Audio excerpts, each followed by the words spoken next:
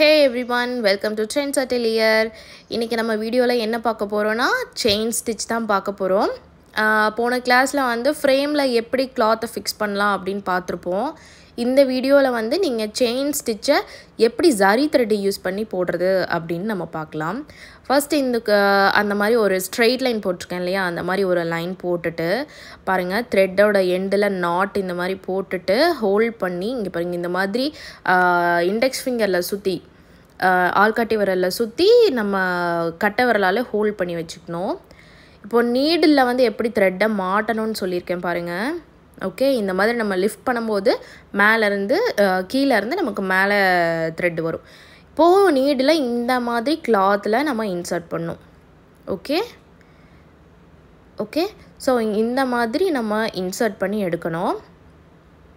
இப்போ வந்து நீடில் அந்த லைனை ஃபேஸ் பண்ணி இருக்கணும்.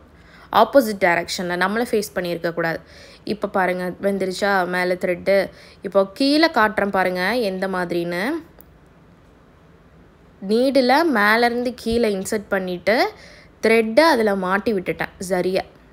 மேலே பிடிச்சி இழுத்ததுக்கு அப்புறமா அந்த நூலை வந்து நம்ம இழுத்தோடனே அந்த நாட்டு மேலே கிளாத்தோட லாக் ஆயிரும்.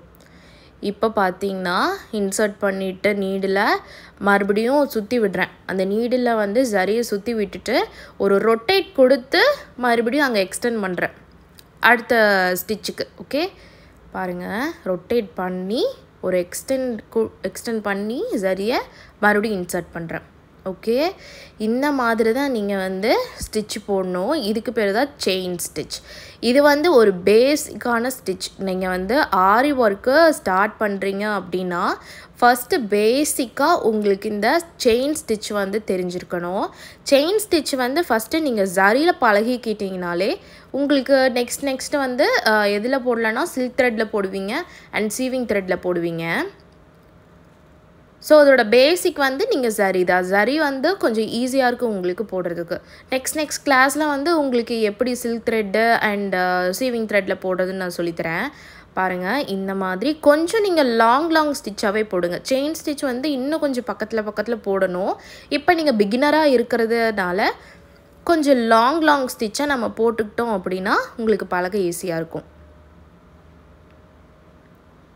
ஓகே, இந்த மாதிரி லாக் பண்ணி எடுத்துக்கிறோம். இதுக்கு பேர் தான் chain stitch with zari. Okay, zari use பண்ணி இப்போ நம்ம செயின் ஸ்டிச் போட்டிருக்கோம். ஓகே, இனிமேல் அப்கமிங் கிளாஸில் வந்து நெக்ஸ்ட் ஸ்டிச் நம்ம கண்டினியூ பண்ணலாம். இந்த மாதிரி ஃப்ரீயாக ஆன்லைன்லேயே ஆரி கற்றுக்கணும்னு நினச்சிங்கன்னா நம்ம சேனலை சப்ஸ்கிரைப் பண்ணி பெல் பட்டனை கிளிக் பண்ணி வச்சுக்கோங்க. அப்போ தான் நான் இதுக்கு மேலே போடுற வீடியோஸ் எல்லாமே உங்களுக்கு நோட்டிஃபை ஆகும். அண்ட் தேங்க்யூ ஃபார் வாட்சிங்.